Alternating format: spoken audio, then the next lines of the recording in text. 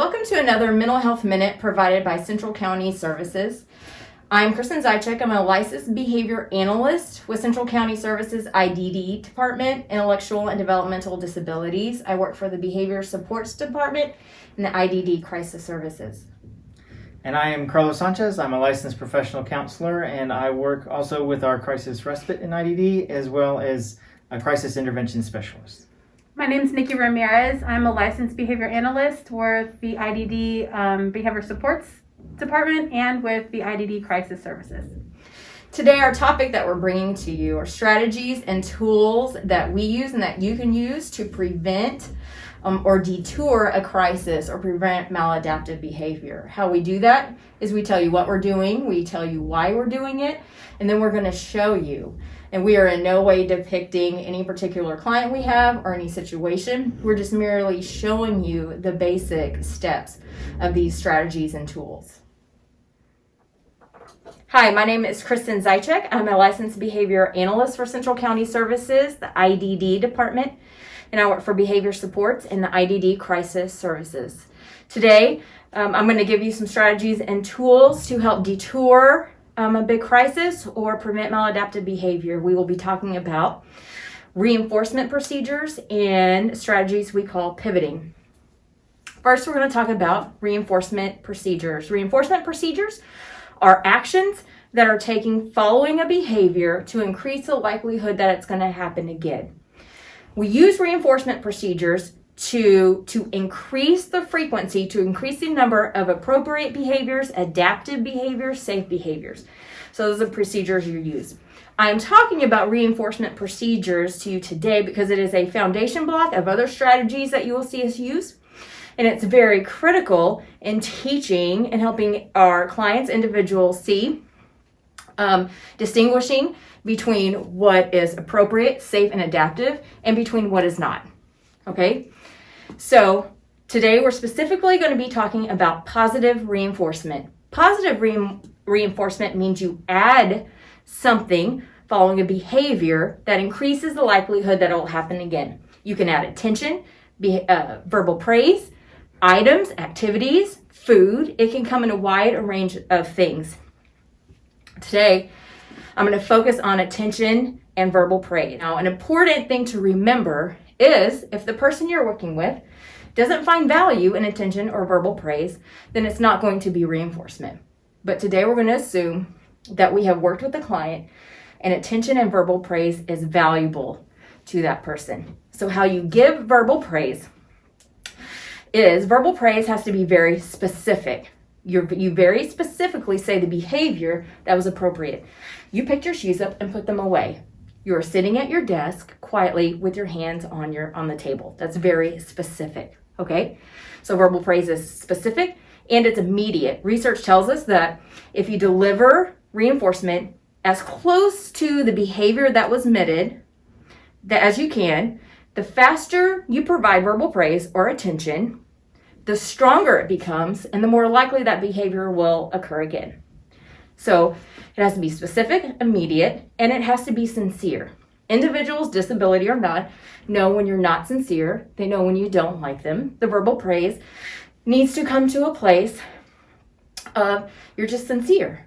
Okay? Verbal praise that is not sincere sounds like, well, you put your shoes away, thank goodness. You should do that every day. Or you did your homework, thank goodness. That's something you should be doing anyway. You know, you're saying the words, the specific words of verbal praise, but the individual can tell you don't mean it. And there was a slight backhanded comment to the verbal praise.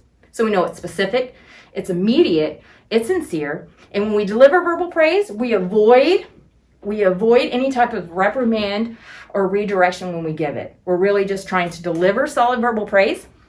And then if something else is happening, like the person is silly or cussing or emitting other type of maladaptive behavior, I take a break, either by turning my back, walk away if I can, because I really just want to provide verbal praise, and then back out when I can, and then come back later and address the behavior that needs to be corrected. So today I'm going to show you specific verbal praise that I'm going to give to Nikki. Nikki has a behavioral history of making a big mess, and then when I ask her to clean it up or give her a directive to clean it up, she refuses or she emits maladaptive behavior. So I also know that Nikki loves verbal praise in the form of like it's a victory, it's a celebration. Reinforced verbal praise can come in like you're excited and you're goofy, or it could be like very, very on the sly, very quiet. So Nikki's doing a great job of making a mess right now. All right, Nikki, I see we have some stuff on the floor. It's time to pick it up and put it in the trash can. No. Nikki, it's time, pick up the papers and we're going to put them in the trash can.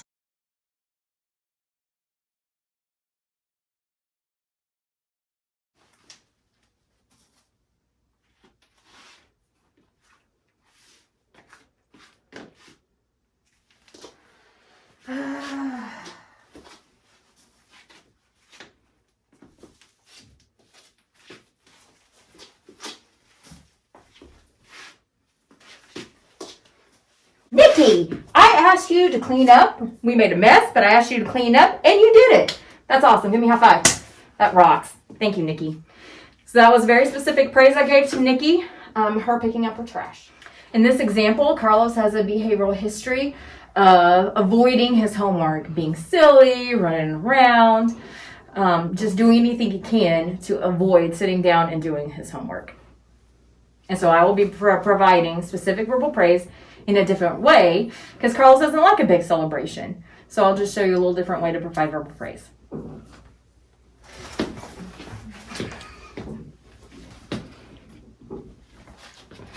Carlos, it's time to sit down and let's get your book and let's start reading. There you go.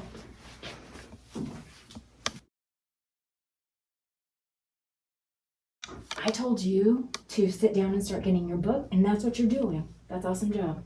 We'll talk about what you can get later. Carlos doesn't like attention drawn to him with big verbal praise from the teacher, or the mom. It could be uncool.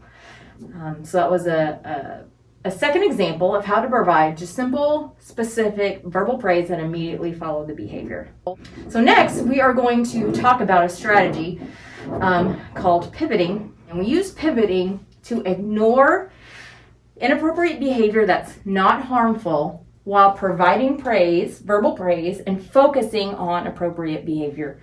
And we do that because when we focus on the maladaptive behavior, stop this, don't do this, quite a few times it could escalate the situation, right?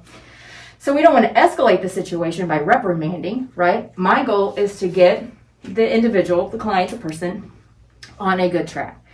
So I'm going to do that by ignoring not hurtful behavior and focusing on appropriate behavior. So here's our first example. So Carlos here has a behavioral history, again, of escaping tasks that he is supposed to do, and he's going to do this today by throwing items.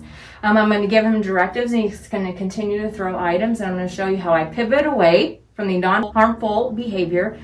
And I'm going to pay attention and provide reinforcement as soon as I can to the appropriate behavior to try and get him on a good track. So, here we go. Hi, Carlos. Carlos, it's time to sit down. Here, let me get this out of your way. Can you sit down?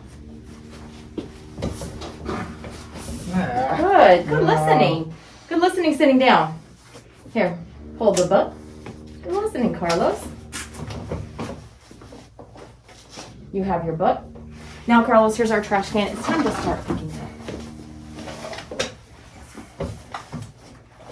In the trash can. I don't wanna. That's good picking up, Carlos. I see you're mad, but I asked you to pick up and you're picking up. And you have your book. It looks great. And I can hear you deep breathing. Carlos was throwing stuff that I ignored, right? He's grumping, right? He's groaning and moaning about what I'm asking him to do. I'm ignoring that. He's doing other little things that I could have given attention to, but I chose not to, and I only focused on what he was doing well. And so that's how you saw him Maybe he wasn't excited about it, but at the end, he was sitting in his chair, he had his book, and he wasn't throwing items. And so that's the start of me getting him on a good track and sort of deterring a big crisis scene. Hi, so this is a second example of how we use the pivot strategy to help a client or a person get back on a good track. This is Nikki. She has a behavioral history of hitting, kicking, demanding items that she wants. So I'm going to watch me ignore not harmful behavior and provide attention to appropriate behavior. This is so stupid. Why did I get it taken away? I can't believe it. Hi, Nikki. Can you tell me what you need? Somebody took my book and I just want my book back. Somebody took your book? Yes, and it's so stupid. So you want your book? I want my book back. That is, thank you. That is so good that you could tell me what you needed. You need your book? Okay. How about you sit down, I'll go find your book and I'll come right back. Nikki, I asked you to sit down and you came right over here and sat down. Let's go find your book together. Let's go there.